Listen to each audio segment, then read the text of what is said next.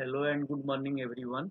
Today we are going to discuss second chapter of Indian economic development, that is Indian economy between 1950 to 1990. In previous chapter we have discussed about the condition of Indian economy on the eve of independence.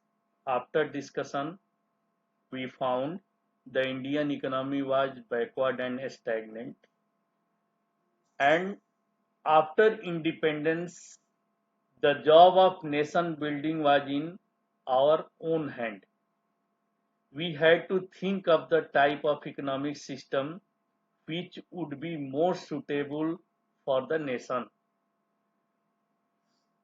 Independence के बाद हमारे पास सबसे महत्वपूर्ण ये चीज था कि हम कौन से इकोनॉमिक सिस्टम को डेवलप करें, क्योंकि उस समय पूरे वर्ल्ड में दो तरह की इकोनॉमिक सिस्टम थी, कैपिटलिज्म एंड सोशलिज्म। कौन से हम इकोनॉमिक पाथ अपनाएं, कौन सा प्लानिंग करें ताकि हमारी इकोनॉमिक डेवलप हो सके। तो इस चैप्टर में हम यही पढ़ेंगे कि 1950 से 90 के बीच में हमने कौन से प्लान बनाया, कौन सी पॉलिसी बनाई, उसका अचीवमेंट क्या था और उसका फेल्यूर क्या था। So the learning objectives of the chapter are economic planning, economic system, plan objectives and planning objectives, 5 years plan, long term objective of planning, plan and policies about agriculture, industries, trade, features and achievement of economic policy pursued planning till 1990। हम previous lecture में ये पढ़ चुके हैं economic planning की meaning, economic system. there are three types of economic system: capitalism, socialism and mixed economy. We have discussed about the plan objective and planning objective, means short term objectives and long term objectives। 5 years plan कब कब लागू किए गए, long term हमारे जो objective, GEMS GEMS means growth, equity, modernisation and self reliance, ये हम पढ़ चुके हैं। Today we are going to discuss about the plan and policies about the agriculture, and next video we will discuss about the plan and policies about industry and trade.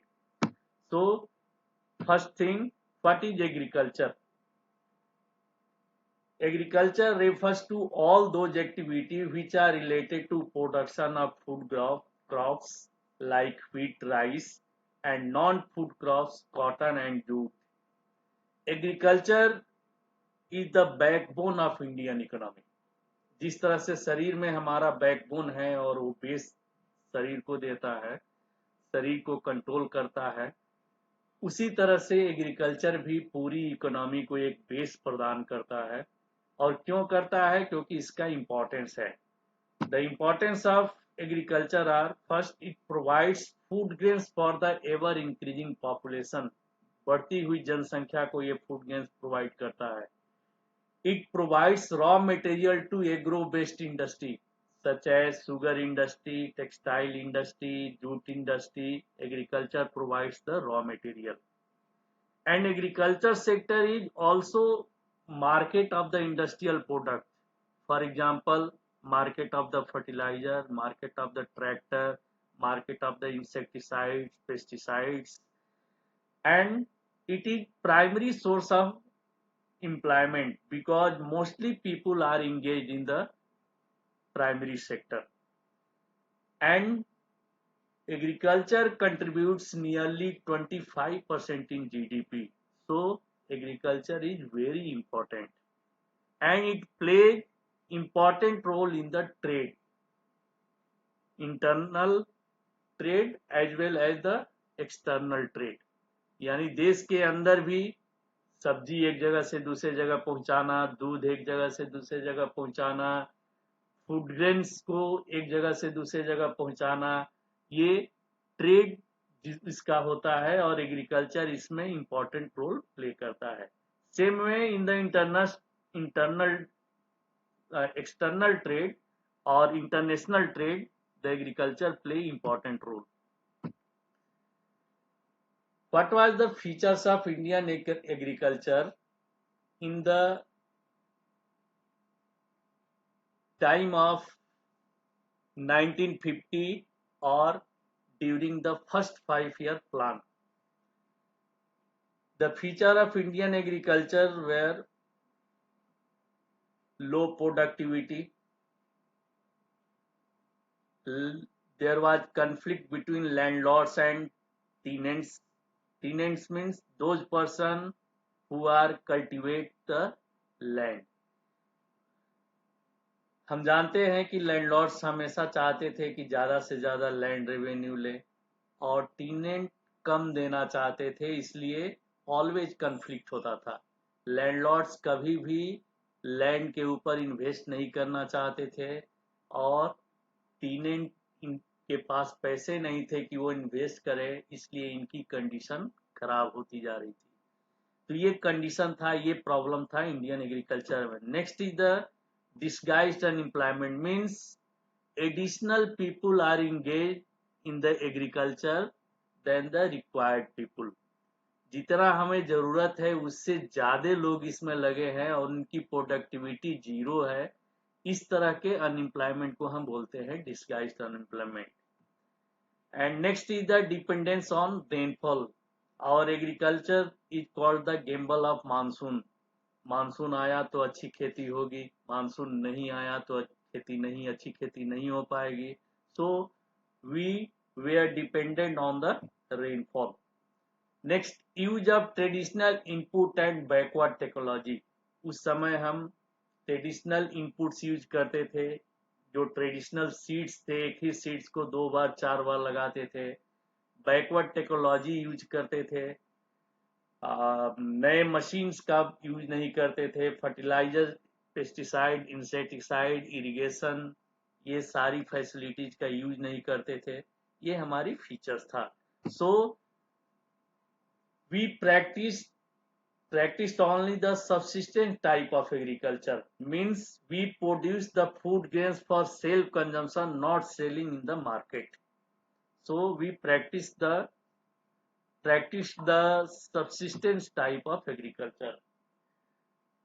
There were some problems in Indian agriculture, such as lack of permanent means of irrigation, lack of agricultural credit, conventional outlook, means traditional outlook, we adopt the traditional method, small and scattered land holdings due to increasing population.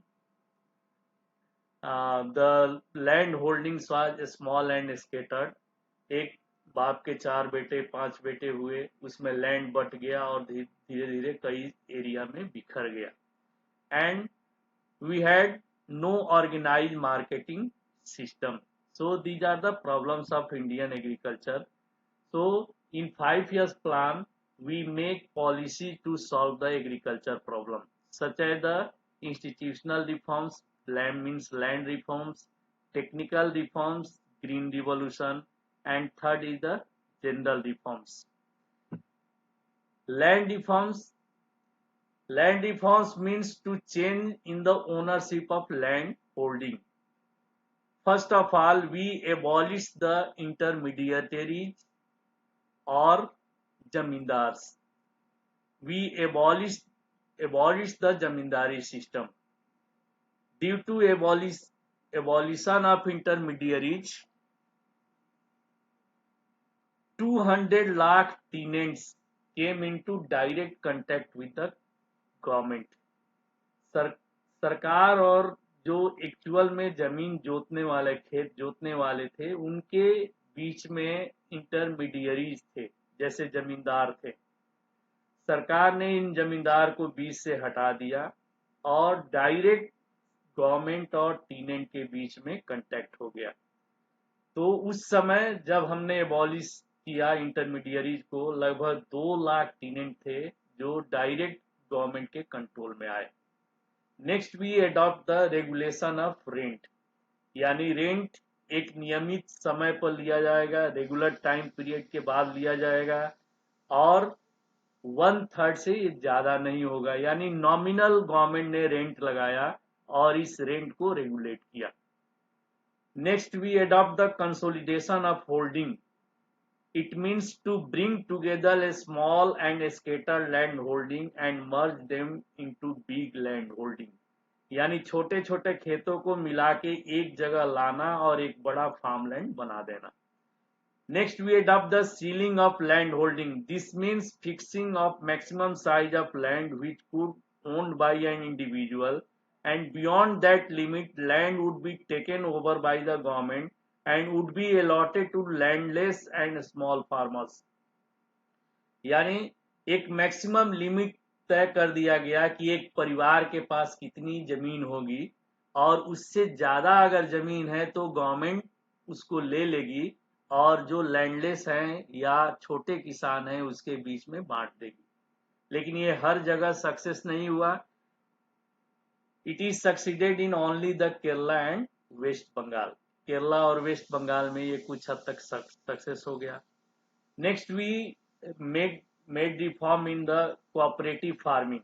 Cooperative farming means a farm that is run in the cooperation with others in the purchasing and using of machinery, stocks, and, and in the marketing of produce through its own institutions, farmers cooperatives, a farm that is owned by a cooperative society। यानी कुछ किसान मिल के एक farm land को या एक society बना के उसमें प्रोडक्शन करना, उसमें मशीनरी लगाना, उसमें इनपुट्स लगाना और फिर प्रोडक्शन करना और प्रोडक्शन करके सबको मिलकर मार्केटिंग करना। ये इस तरह का हमने डेवलपमेंट किया जिसको हम कहते हैं कोऑपरेटिव फार्मिंग। जैसे आपका डेयरी इंडस्ट्री इसका बेस्ट एग्जांपल है, जिसमें हम मिल्क लाते हैं, हर किसान अपना मिल्क लाता है और फिर एक जगह मिल्क प्रोडक्ट को तैयार किया जाता है, फिर उसकी मार्केटिंग की जाती है। इन technical reform means green revolution. It refers to increase in the production of food grains resulting from the use of new technology in the agriculture। यानी एग्रीकल्चर में न्यू टेक्नोलॉजी एडप्ट करके फूड ग्रेन्स का production करने की तरीका को हम green revolution कहते हैं। In new technology we use the HIV seeds. In our country national seed corporation has established to make research on the HIV seeds and make popularity among the farmers। Use of chemical fertilizers, use of insecticide, pesticide for the crop production, scientific rotation of the crops, modernized means of cultivation। These are the technology we adopted in the agriculture। Scientific rotation of the crops means इस तरह के crops को rotate करना ताकि land की fertility बनी रहे।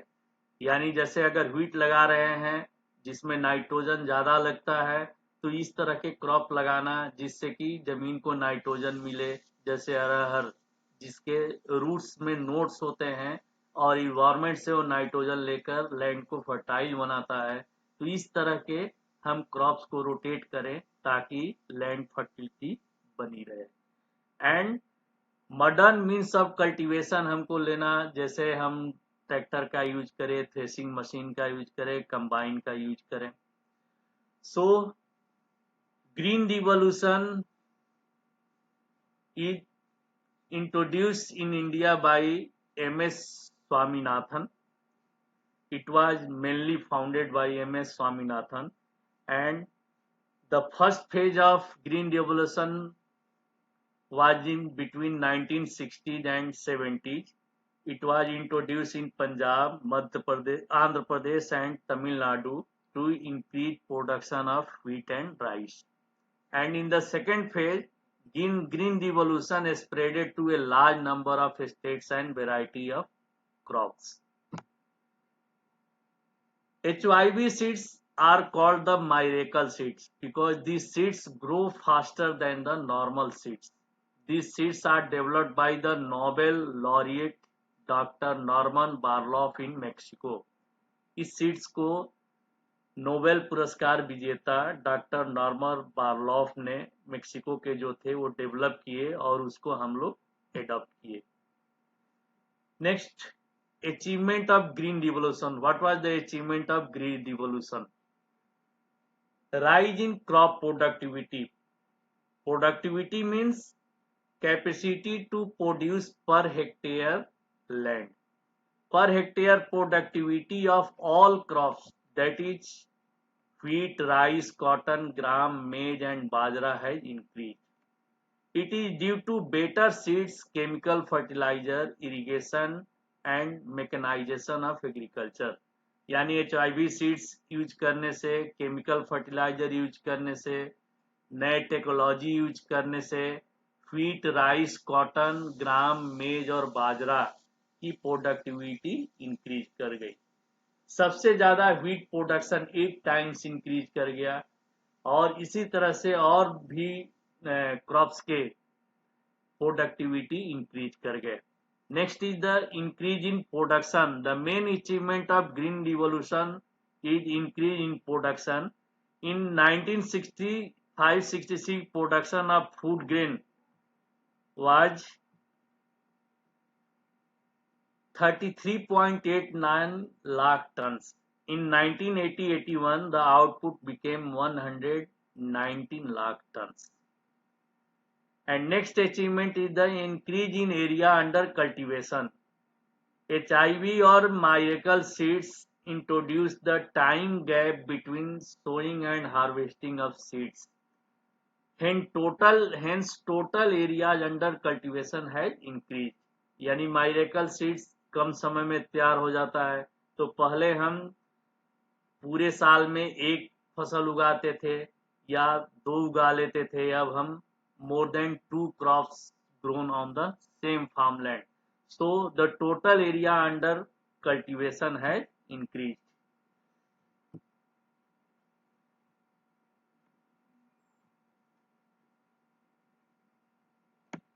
Next, change in cropping pattern in favor of commercial crop. There is marketable surplus in agriculture due to increase in agriculture productivity. Okay. What is agriculture's marketable surplus? Marketable surplus is the portion of agriculture produce which is sold in the market. यानी difference between total production and the food grains required for the consumption is known as the marketable surplus. यानी ये अपने खाने से ज्यादा जो भी बचता है और उसको हम बाजार में बेचते हैं उसको हम कहते हैं मार्केटेबल सरप्लस. इस मार्केटेबल सरप्लस के चलते फार्मर्स की इनकम बढ़ गई और वो इनकम को एग्रीकल्चर में इन्वेस्ट किए जिससे सब्सिस्टेंस टाइप के एग्रीकल्चर से वो कमर्शियल एग्रीकल्चर के तरफ मूव कर गए. And next achievement is the development of industry. जैसे जैसे एग्रीकल्चर बढ़ा, एग्रो बेस्ड इंडस्ट्री डेवलप हुए और साथ ही साथ एग्रीकल्चर सेक्टर के डिमांड पूरा करने के लिए tractor, diesel engine, combine, thresher and pumping set industries have been installed. For example, International Tractors Limited, Sonalika, Standard Tractors Limited are some example of this type of industry which developed due to development of agriculture. And most important achievement of Green Revolution is self-sufficiency in food grains. Now we became the self-sufficient in food grains. लेकिन इस achievement के साथ साथ कुछ green revolution का failure भी है. For example, increase in disparity between small and big farmers. जो ग्रीन रिवॉल्यूशन का बेनिफिट है वो केवल बड़े किसान ले लिए, छोटे किसान को नहीं मिल पाया, इसलिए बड़े और छोटे किसान के बीच अंतर बढ़ गया. Next is the risk of more paste attack on the HIV crops, यानी HIV क्रॉप्स के ऊपर कीड़े बहुत ज्यादा लगने लगे, इसका रिस्क बढ़ गया, जिससे हमें इंसेक्टिसाइड्स और पेस्टिसाइड्स का ज्यादा यूज करना पड़ा। Next is the green revolution is confined to the limited crops like wheat, rice, bajra and मेज।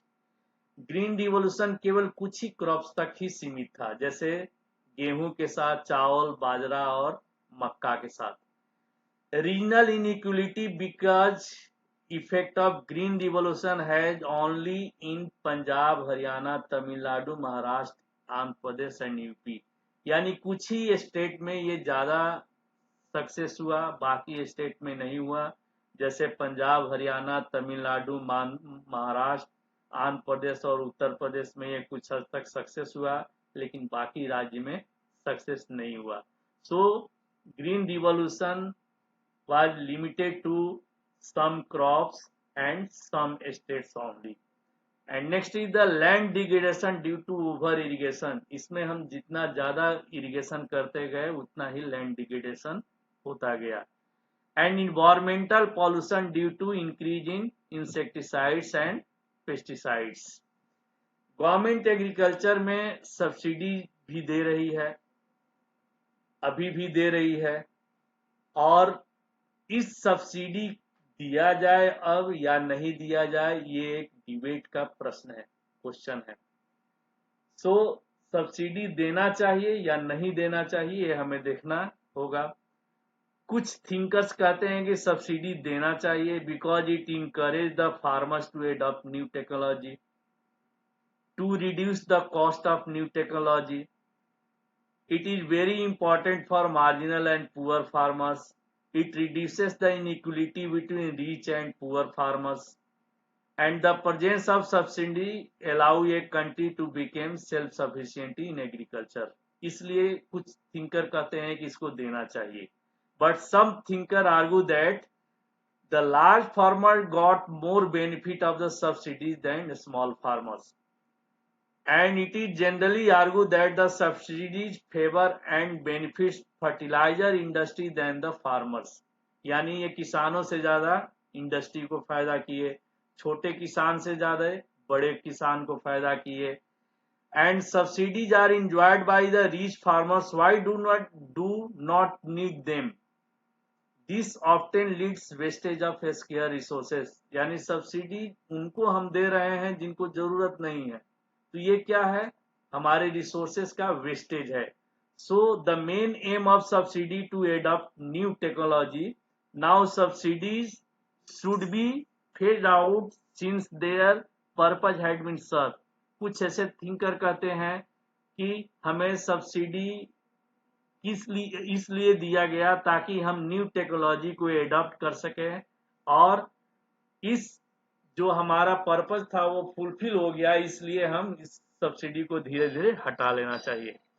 एंड सब्सिडी देने से गवर्नमेंट के ऊपर फाइनेंशियल बर्डन बहुत ज्यादा है, इसलिए सब्सिडी को हटा लेना चाहिए।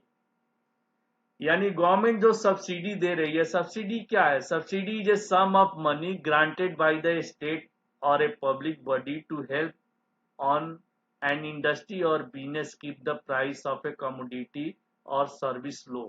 जैसे मान लीजिए फर्टिलाइजर की कीमत ज्यादा है, कॉस्ट ज्यादा आ रहा है, और एक फॉर एग्जांपल 60 रुपीज केजी बिक रहा है मार्केट में।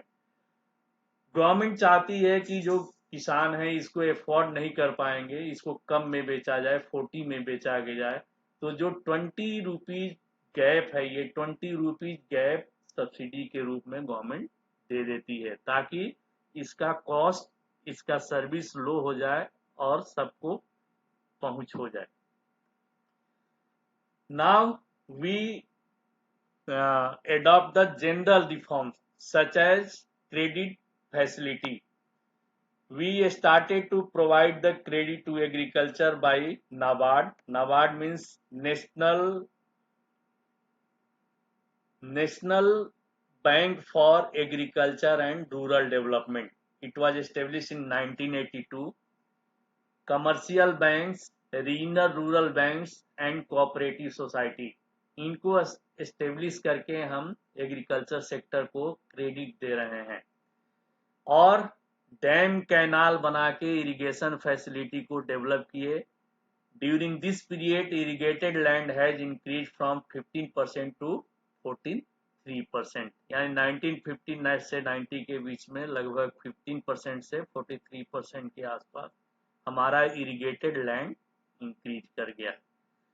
Now we develop the organised market system, means government develop the some mandis and make rule regulation about the measurement system and price system.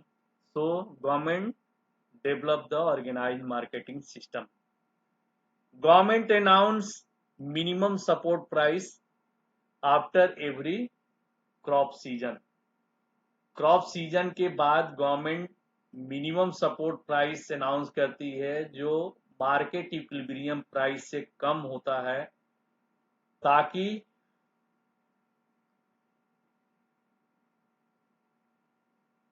Government जो मिनिमम सपोर्ट प्राइस डिक्लेयर करती है ये market equilibrium price से ऊपर होता है, ज्यादा होता है। क्यों होता है? क्योंकि जब क्रॉप्स उगते हैं उस समय जो ट्रेडर्स हैं वो मार्केट में प्राइस को कम कर देते हैं, इसलिए गवर्नमेंट उससे ऊपर मिनिमम सपोर्ट प्राइस को फिक्स करती है, ताकि इससे मार्केट में क्रॉप्स का प्राइस कम न हो सके। और अगर ऐसा होता है तो फार्मर्स गवर्नमेंट को लाके इस सपोर्ट प्राइस पर बेच सकती है। So we adopt the minimum support price, and next video we will discuss about the plan and policies in industrial sector. Thank you.